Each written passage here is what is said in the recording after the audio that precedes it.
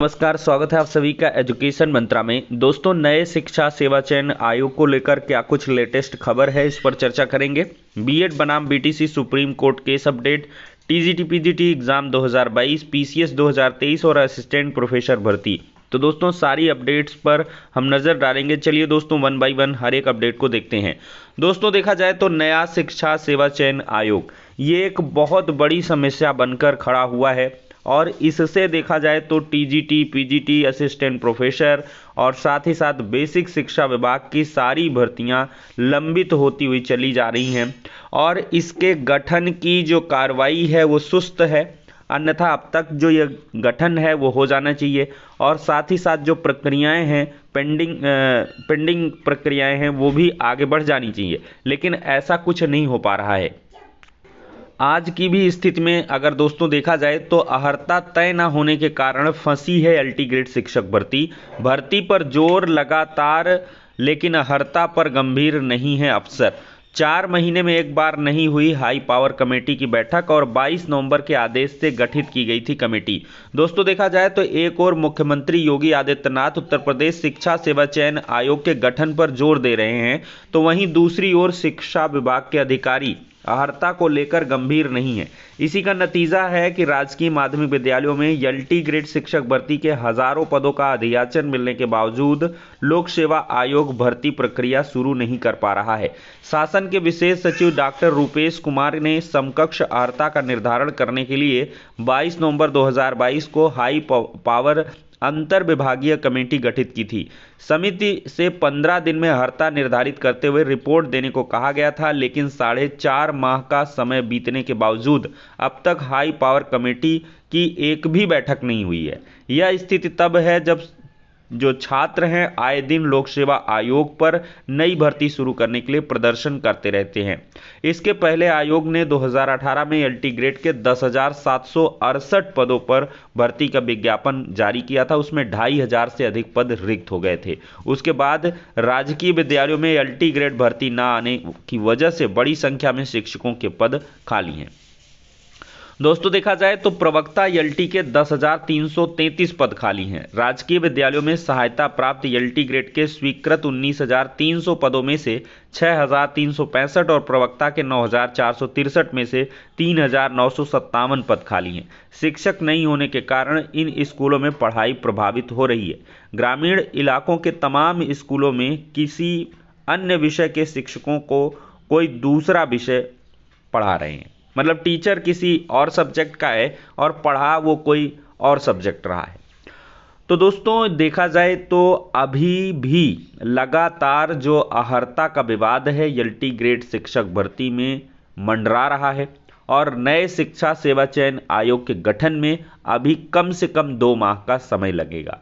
2 माह का समय का मतलब आप समझ रहे हैं कि मई भी ऐसे जाएगा, जून भी जाएगा, जुलाई से ही ये काम करना शुरू हो पाएगा। और जुलाई से अगर ये काम करता है तो फिर बेसिक शिक्षा विभाग की भर्तियों के लिए समय थोड़ा सा कम बचेगा, क्योंकि जुलाई में यूपी टेट का विज्ञापन जारी होगा, अगस्त सितंबर अक्टूबर तक इसका जो है एग्ज़ाम होगा, फिर इसके बाद फिर इसका रिजल्ट आएगा, फिर नए आयोग से एक नई भर्ती देखने के लिए मिलेगी।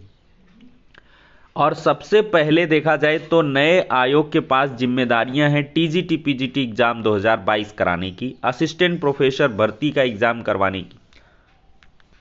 दोस्तों, देखा जाए तो पिछली असिस्टेंट प्रोफेसर की नियुक्ति भी आचार संहिता के कारण फंस चुकी है। राजकीय महाविद्यालयों में 128 पदों पर भर्ती होनी थी। यूपीपीएससी पूरी कर चुका है चयन प्रक्रिया, महीनों से अटकी है नियुक्ति।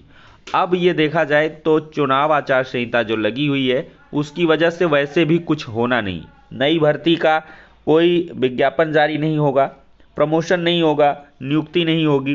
तो इन सब चीज़ों में जो है, हालांकि ये पुरानी प्रक्रियाएं हैं, इनमें अप्रूवल लेकर के चुनाव आयोग से भर्ती प्रक्रिया को पूरा किया जा सकता है, लेकिन सरकारें थोड़ा कम करती हैं ऐसा काम और वो चुनाव के बाद ही करती हैं। तो कुल मिलाकर दोस्तों, ये मामला अभी भी फजीहत भरा हुआ है और इसके लिए आपको इंतज़ार करना होगा। जहां तक बात रही टीजीटी पीजीटी एग्ज़ाम की 2022 वालों की, तो ये आपका एग्ज़ाम दोस्तों जुलाई अगस्त के पहले होता हुआ नज़र नहीं आ रहा है, क्योंकि आयोग की प्राथमिकता में सबसे पहले टीजीटी पीजीटी का एग्ज़ाम ही है, असिस्टेंट प्रोफेसर भर्ती का एग्ज़ाम है, और फिर इसके बाद यूपी टेट का पहला नोटिफिकेशन आएगा जिसके आधार पर परीक्षाएं होंगी। बात कर लेते हैं दोस्तों पीसीएस 2023 की। 3,295 दावेदार हैं एक पद के लिए। आवेदन की प्रक्रिया पूरी हो चुकी है। 5,70,000 अभ्यर्थियों ने दावेदारी अपनी दिखाई है। 14 मई को इसकी जो प्रारंभिक परीक्षा है वो होगी। तो पीसीएस 2023 में जहां पदों की संख्या सीमित होने के कारण स्पर्धा बढ़ गई, वहीं मुख्य परीक्षा में पाठ्यक्रम के बदलाव के कारण अभ्यर्थियों के लिए परीक्षा की तैयारी को लेकर चुनौती भी बढ़ गई है।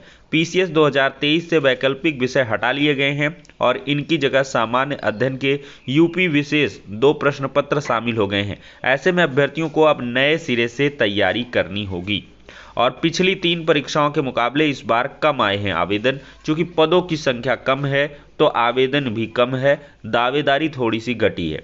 तो फिलहाल के लिए दोस्तों ये हो गई इंपॉर्टेंट अपडेट्स। नेक्स्ट वीडियो में मिलते हैं, लेकिन इसके पहले जो बीएड बनाम बीटीसी केस है उस पर हम चर्चा कर लेते हैं। दोस्तों ये मध्य प्रदेश एट जबलपुर का मामला है और इसमें भी देखा जाए तो एक आईए डाली गई है बीएड के खिलाफ पैरवी की डीएलएड अभ्यर्थियों के द्वारा। क्योंकि देखिए दोस्तों, लगातार जो सीटेट के परिणाम पर रोक लगी, टीटी के परिणाम पर रोक लगी, उसी को ग्राउंड बना करके यहाँ के डीएलएड जो उम्मीदवार हैं मध्य प्रदेश के, वो भी बीएड को रोकना चाहते हैं। लेकिन इस आईए पर सुनवाई नहीं हुई है। List this writ petition along with writ petition number 595/2013 in the next week, interim relief to continue till. तो ये नेक्स्ट वीक के लिए जज साहब ने लगा दी है, इसी वजह से कि शायद सुप्रीम कोर्ट का निर्णय आ जाए तो उसके आधार पर हम काम करें। दोस्तों देखा जाए तो बीएड बनाम बीटीसी का जो सुप्रीम कोर्ट का ऑर्डर है, अगर दोस्तों वो इस हफ्ते नहीं आता है तो फिर समझिए कि गर्मी की छुट्टियों के बाद ही आ पाएगा। इसके लिए भी संभावनाएं दोस्तों शून्य हो जाएंगी या बहुत कम हो जाएंगी। तो अब इस पर भी खतरे की घंटी मंडरा रही है कि अगर ये नहीं आ पाता है 2-4 दिन में तो फिर मामला गड़बड़ हो जाएगा। और इसके लिए किया भी क्या सकता है दोस्तों, किया भी क्या जा सकता है, क्योंकि इतना बड़ा मामला है और करोड़ों छात्र प्रभावित हैं।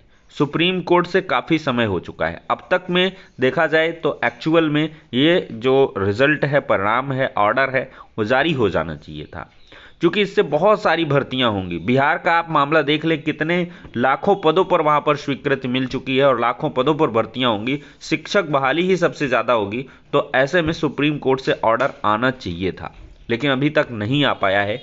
इंतज़ार ही किया जा सकता है और न्यायपालिका के कार्यशैली पर या कह लें देरी, लेट लतीफ़ी या जल्दबाजी, इस पर हम कुछ भी नहीं कह सकते हैं, ना हमको कोई राइट भी बनता है।